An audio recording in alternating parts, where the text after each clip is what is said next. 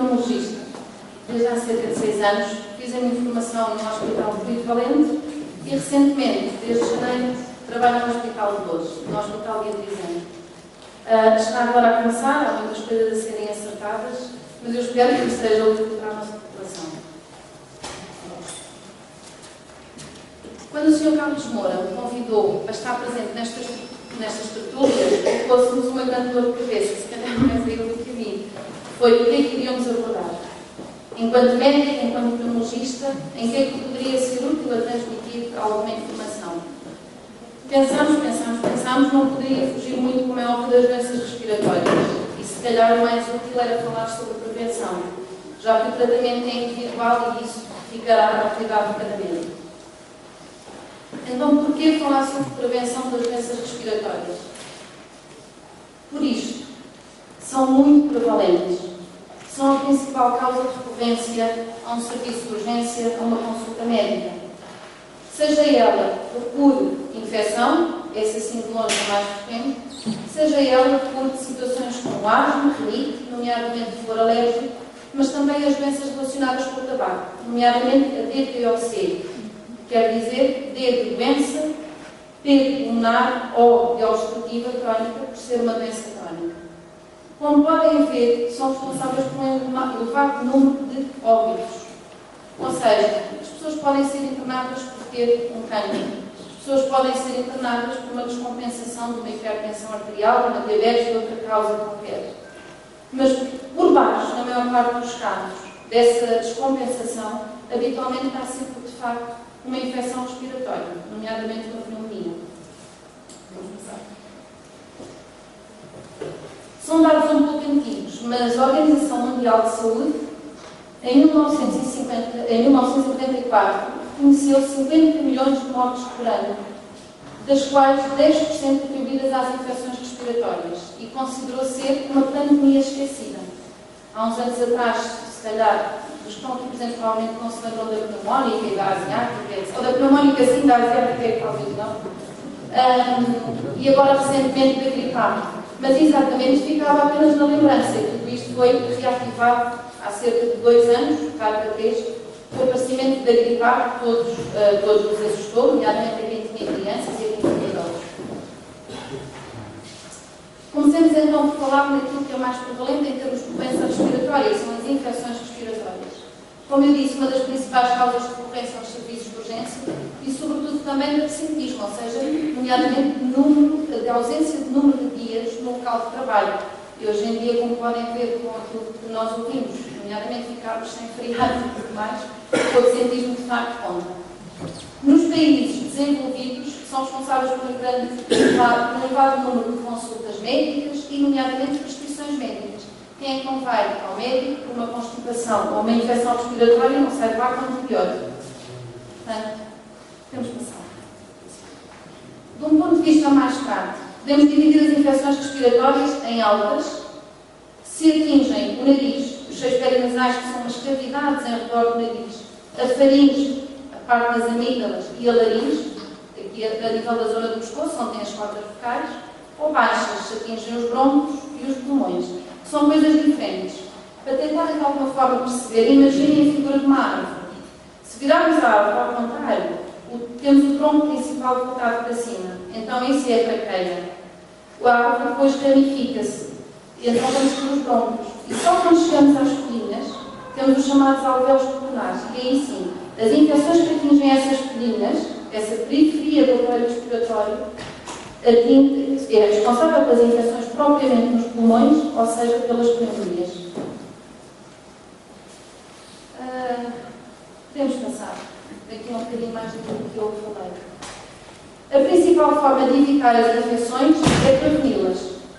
E para isso, temos antibióticos, como vamos ver, e temos medidas de caráter geral. E sempre que indicado, de facto, o antibiótico tem a indicação o mais cedo possível. Em alguns casos, devemos fazer a chamada esferoterapia, que às vezes é um pouquinho compreendida, mas temos que ver como é que o curso inicial da doença ocorre, para de facto decidirmos se há razão para antibiótico ou não. Só umas breves definições. Comecemos por aquilo que é a constipação, medicamente conhecida como coriza. É uma doença perfeitamente benigna. A transmissão é feita sobretudo pelas mãos e é de causa viral. As queixas principais, todos nós já sabemos e reconhecemos: nariz entupido, a pingar, os espirros, uma dor de garganta ligeira, etc. É uma doença que habitualmente cursa de forma benigna, cerca de 3 a 7 dias. Popularmente diz, uma constipação tratada são 30 dias, não tratada são 31. Mas habitualmente não dura mais que uma semana. Os fatores de risco. Isto vai estar sempre presente em todo e qualquer doente com infecção respiratória. As doenças crónicas, a diabetes, a insuficiência renal, doentes respiratórios crónicos, sendo a asma, a DPOC, etc. Agora, apesar de ser uma doença benigna, pode ter as suas complicações. Pode não ficar só no nariz e estender-se ao resto. Estender-se às ditas cavidades à volta do nariz e dá a sinusite e até aos ouvidos. E até não é de facto raro. Quando estamos constipados, temos o nariz entupido e a sensação de que não ouvimos. Isso resulta exatamente porque o canal que liga o ouvido ao nariz está congestionado e entupido. Isso provoca surdez. Não quer dizer que esteja a ser feito um motivo. Cuidado muito especial, como vamos ver à frente, lavar as mãos. Fartámos-nos muito de ouvir isto seguramente a gritar. Lavar as mãos. As mãos não são tão inocentes quanto isso. Quando espirramos e depois não temos cuidado, cai em cima de um livro, cai numa mesa, numa cadeira, etc. Nós estamos constipados, mas a próxima pessoa que toque nesses objetos, a sua mão vai ficar infectada.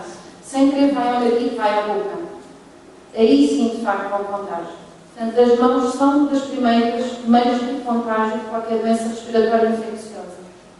Por isso, utilizar o lenço para tapar a boca quando se tosse ou se espirra, ou em alternativa, o cotovelo, e limpar com desinfetante as superfícies onde alguém constipado com menos cuidado possa de facto ter tocado. Como lavar as mãos? Para não quero ensinar crianças, não é isso todo, mas estes são os conselhos. Lavar com água e sabão azul e branco que seja. O importante é serem lavadas. E não é passar por água só com um bocadinho. É importante que sejam esfregadas durante cerca de 15 a 30 segundos. Não é passar de facto por água, nem tem que estar obrigatoriamente a contar os segundos. Também não vou estar a ensinar técnicas de desinfecção nas mãos, que são aquelas que, de alguma forma protocolar, fazem os cirurgiões antes de entrar para um bloco operatório. Tem que se desinfetar e lavar até o cotovelo. É óbvio que os cuidados da sepsia são outros. Depois enxaguar abundantemente, que é para tirar o sabão, que é para de facto limpar toda e qualquer impureza ou organismo infeccioso que possa estar presente. E usar sempre um toalhete de uso único para secar as mãos. É uma falta de higiene entrarmos numa casa de banho, nomeadamente público, e termos uma toalha de mão. Conforme nós limpamos as nossas, outras pessoas limpam. Portanto, toalhetes de uso único. Sejam eles lenços de papel ou os outros descartáveis que nós facilmente tiramos. Quando lavar as mãos? Pode passar. Sobretudo, na preparação dos alimentos. Antes das refeições, desde que nascemos sabemos. Após a ida à casa de banho. Sempre. Sempre que manuseamos lixo ou roupa suja. Mesmo que sejam de familiares nossos que possam estar constipados. É prudente. E depois sempre que tossimos, espirramos ou mexemos no nariz. Nomeadamente, se de facto não utilizarmos um lenço ou outra situação que nos ajude a proteger, como de facto espirrar para o cotovelo. A gripe é um bocadinho diferente da constipação, também ela é causada por vírus, mas por um vírus um pouco mais agressivo. A forma de transmissão é muito semelhante. É também através das mãos, só que, ao contrário da constipação, já pode ser transmitida diretamente, porque as partículas ficam suspensas no ar. Portanto, a uma determinada distância, durante um período de tempo de contacto, inalemos aquelas partículas, podemos também ficar infectados e doentes. É óbvio que aqui os surtos, lá está, são mais frequentes quando existem grandes agregados populacionais. As escolas, as pessoas institucionalizadas, estamos a falar em lares, em prisões e outro tipo de comunidades, assim como os hospitais. As queixas são diferentes, ao contrário da constipação, dá febre, e dá febre alta, e dá dores no corpo importantes. e as pessoas vão à cama. A constipação raramente isso acontece. A melhoria também é rápida, cerca de 2 a 5 dias, salvo as complicações. Eventualmente pode se estender por 15 dias. Os fatores de risco são os mesmos e as complicações muito semelhantes à da constipação. No entanto, o risco de desenvolver uma pneumonia é francamente maior. A prevenção, e já vamos falar à frente, é sobretudo, além do cuidado da higiene das mãos, da tosse e dos espirros, a vacina antigripal deve ser anual. A bronquite aguda é aquela parte que só atinge o tronco e os ramos da árvore, não chega aos pulmões. Muito semelhante à gripe, ela própria pode ser originada por um vírus da gripe, ou então pode ser causada por uma bactéria. Aqui as queixas já são um bocadinho diferentes. Pode haver febre ou não. Mas há um dado muito importante. Há quase sempre tosse. Tosse essa que inicialmente é tosse de cão, como se costuma dizer, é uma tosse seca. E passados uns dias as pessoas até dizem: eu estou pior. Agora até tenho expectoração. É normal. Faz parte da própria evolução da doença. Inicialmente há uma irritação que origina inflamação. E à medida que essa inflamação se vai desenvolvendo, os nossos brônquios vão segregando muco. O muco esse que vem infectado, porque de facto há infecção. Portanto, este é o curso normal. Tosse seca e depois o catarro. Com expectoração habitualmente amarela esverdeada. Leva uma recuperação mais prolongada, habitualmente cerca de uma semana, e não raramente, é um facto constante nas consultas, muitas vezes dizem: doutora, tive uma infecção respiratória em dezembro ou janeiro e ainda agora estou com tosse. É normal. É normal porquê? Porque essa inflamação da bronquite leva de facto a uma fragilidade da mucosa respiratória, daquilo que reveste os brônquios, e faz com que facilmente os nossos brônquios fiquem irritados com qualquer coisa que inalemos. E habitualmente, durante um mês, podemos ter que fazer a terapêutica igual à que se faz para a asma. E com isto não se quer dizer que a pessoa seja asmática. Daí poder persistir durante 4, 6 ou 8 semanas. As complicações são iguais às da gripe, nomeadamente quando atinge depois o pulmão profundo, as vidas. E agora a pneumonia. A pneumonia, assim, de longe, de facto, é mais grave, nomeadamente se for uma pneumonia associada a vírus. A maior parte dos casos de gripe A, que infelizmente tiveram a sua evolução com o falecimento, foram quase todos eles devido a uma pneumonia de gripe A, ou causada pelo vírus da gripe A. E aqui qual é que é a diferença? É que os vírus não são sensíveis aos antibióticos. Por mais antibióticos que nós demos, não são para os vírus. Os vírus são para as bactérias.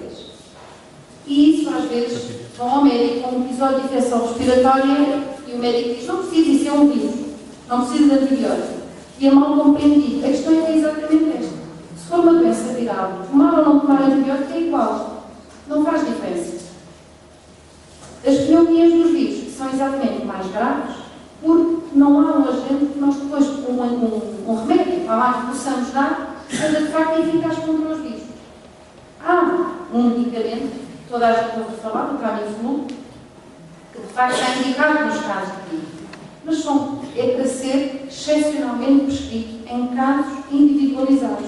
Não é para ser tomado como qualquer outro antibiótico que tomemos. E aqui sim é muito importante olhar para isto. Os grupos de risco. Todas as pessoas com mais de 65 anos. Eu não vou atrever a perguntar quem está aqui que tem mais de 65 anos. Todas as pessoas com mais de 65 anos, saudáveis ou não, a gripe pode ter um desenvolvimento menos bom, complicado com pneumonia, seja ela pelo vírus, seja ela por bactérias. Os fumadores, porque as suas defesas estão diminuídas em termos de aparelho respiratório. E depois tudo o resto. A má nutrição, as doenças respiratórias crónicas, o diabetes, problemas cardíacos, renais, etc. São estes os grupos que obrigatoriamente devem se vacinar todos os anos. Passamos à frente. As queixas. Vamos só pôr o que é diferente daquilo que eu falei. O que é que nos pode alertar para uma pneumonia? Uma dor torácica, forte, aguda, de início súbito, que quando se respira fundo é pior. Isto é típico e que nos faz suspeitar de uma pneumonia. A febre alta, a falta de ar, coisa que na gripe supostamente não deve haver nem nas constipações ou nas bronquites agudas, e em alguns casos a sangue na expectoração, que nem sempre significa tuberculose. A maior parte dos casos, sangue na expectoração não é tuberculose. Portanto, também não fiquem aflitos se isto acontecer. Têm é que recorrer ao médico. Agora, há aqui um ponto importante. Como costuma dizer, de velho, se volta a ser criança, se volta a ser bebê, é igual. Quando temos um bebê nos braços e ele esmerica, só dizemos que não está bem. A mãe só diz que ele não está bem. Vamos ao médico, pode ser uma infecção urinária, uma infecção respiratória, etc. Aqui é igual. De velho se volta a bebê.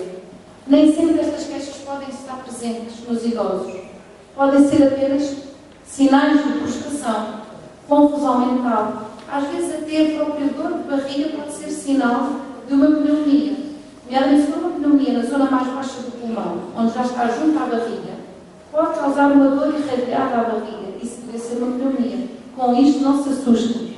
Quando tiver uma dor de barriga, eu pego no médico. Eu penso que é uma pneumonia, por favor. Está bem? E pode haver um dado muito importante. Há pneumonias. Está bem? Portanto, se estes sintomas de alerta estiverem presentes, febre, a dor nas costas, a tosse com expectoração, vão ao médico. É preferível. E é assim, nós podemos auscultar um doente e ver que há alterações na auscultação e dizemos que tem uma pneumonia. Mas nós só podemos afirmar que há pneumonia depois de fazer um raio-x. Está bem? Podemos fazer um diagnóstico clínico, como chamamos de pneumonia, pela auscultação. Mas confirmado, só com o raio-x. Por isso é que todo doente, a quem for dito que tem uma pneumonia, tem que ser cuidadosamente vigiado pelo médico. E isto eu digo enquanto pneumologista. Deve fazer um raio-x tórax. Venha quem vier, não mostre o contrário. Ora bem, a Sociedade Portuguesa de Pneumologia definiu alguns critérios, isto é um cenário um bocadinho médico, mas eu vou traduzir, que são quando é que a pessoa, de facto, deve ser referenciada a um serviço de urgência num hospital por causa de uma pneumonia. O primeiro recurso será sempre o médico de família. Mas quando é que devemos ir ao hospital, existe suspeita que pode haver uma pneumonia.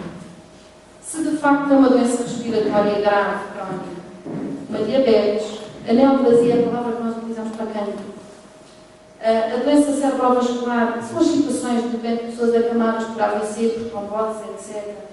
E depois tudo o resto, doenças respiratórias, cardíacas, renais, tudo que sejam doenças crónicas graves. Se suspeita que há aspiração de vómito, isto acontece sobretudo de facto nas pessoas acamadas com diminuição do estado de consciência, que o reflexo da tosse está diminuído e sem querer podem vomitar, ninguém dá por conta e o vómito, em vez de ir para fora, vai para o canal bésico, não é? Como chamam? Vai para os brônquios. A alteração do estado consciente, a pessoa fica confusa, sem dizer coisa com coisa, mas isto tudo no contexto anterior. Uma temperatura muito elevada e a falta de ar. A prevenção da pneumonia. Além das técnicas de controle de infecção, que são exatamente as das mãos, a etiqueta da tosse, etc., vacina antigripal e a vacina antipneumocócica. Eu atrevo-me a perguntar, isto é um nome técnico, quem é que daqui está vacinado para a pneumonia? Não é para a gripe. Para a pneumonia. Duas pessoas. Não, vacina da pneumonia. É uma vacina, como eu digo aos meus doentes, por exemplo, é feita agora e só daqui a 5 anos. Quem está? Duas pessoas, no universo estamos aqui. E agora sim vou fazer outra pergunta. Quem é que tem mais de 65 anos? Pronto. Devem se vacinar com essa vacina. Para Santa Cruz. Medidas de controle geral de passar. Medidas de controle geral. Eu vou passar estes slides, porque isto implica a nível institucional. Por exemplo, num ASAS, num hospital, e como aconteceu com a gripe, vou dizer, temos que pôr alertas visuais, ou seja, alertas de que pode haver possibilidade de haver infectado com gripe A, etc. E nós vimos alguns cartazes até espalhados por alguns locais a alertar exatamente para a gripe A. Portanto, eu vou passar esta parte. Pode passar. Aqui, só para aqui um bocadinho. Apenas para mostrar exatamente isto. Muito importante. O espirrar com lenço, ou tossir com lenço, e o lavar das mãos. Sabão, água, enxaguar abundantemente, 20 segundos, lá dentro, para secar, está bem? Pode passar? Aqui, a regra, a chamada etiqueta da tosse. É exatamente isso. Ou lenço, ou o cotovelo. Porquê? Porque o cotovelo nós sabemos que depois não vai ficar a lado nenhum, não vamos andar assim. Não é? É óbvio que são cuidados que nós estamos a ter para o outro, não para nós. Mas temos esse dever e essa obrigação. Passar.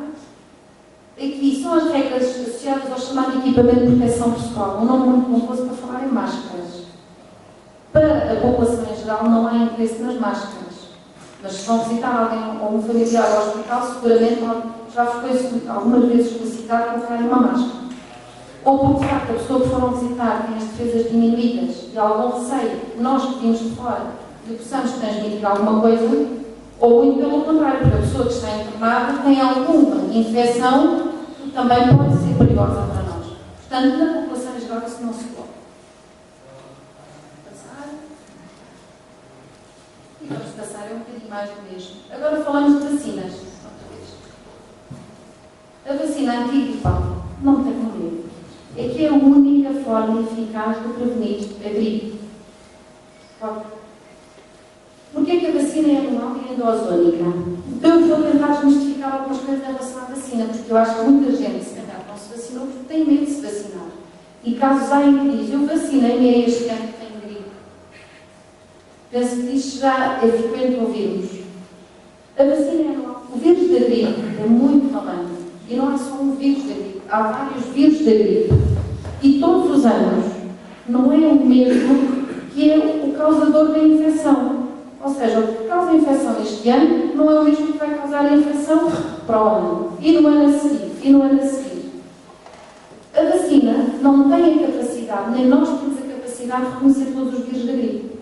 Portanto, a vacina só tem os 3 principais vírus que a comunidade científica, todos os anos dedicada a isto, acha que vão ser os 3 vírus da gripe que podem causar doença mais grave. No meio disto tudo, há gripes ligeiras e há gripes graves. As graves são aquelas que nós temos medo que causem o quê? Pneumonia. Ou um curso fatal, certo? Portanto, todos os anos a vacina muda, porque todos os anos são identificados os 3 vírus mais graves para esse ano. É recomendada no início do outono. Porquê? Porque o pico da gripe é alguns entre novembro e fevereiro. E às vezes não é só um pico. Quando veio a gripar, houve um pico em novembro, as coisas acalmaram em dezembro, quando chegou a altura de fevereiro, até já parecia que havia bom tempo, tem outro pico. E porquê a história do inverno? É que o vírus da gripe é um vírus de frio. Este ano houve, de facto, uma enorme recorrência de ida à urgência por gripe, não gripar, porque se via até o próprio desenrolar da doença. Foi um ano que não houve chuva, mas houve frio. A chuva ajuda a limpar. E o frio perpetua o vírus. Por isso é que é um vírus de inverno. Quando chegamos à primavera, temos outros vírus. Temos os vírus das constipações, que já são os vírus do tempo quente. Portanto, quando nós médicos começamos a ver que vem o tempo quente, ficamos felizes. Porque é sinal de recorrência às urgências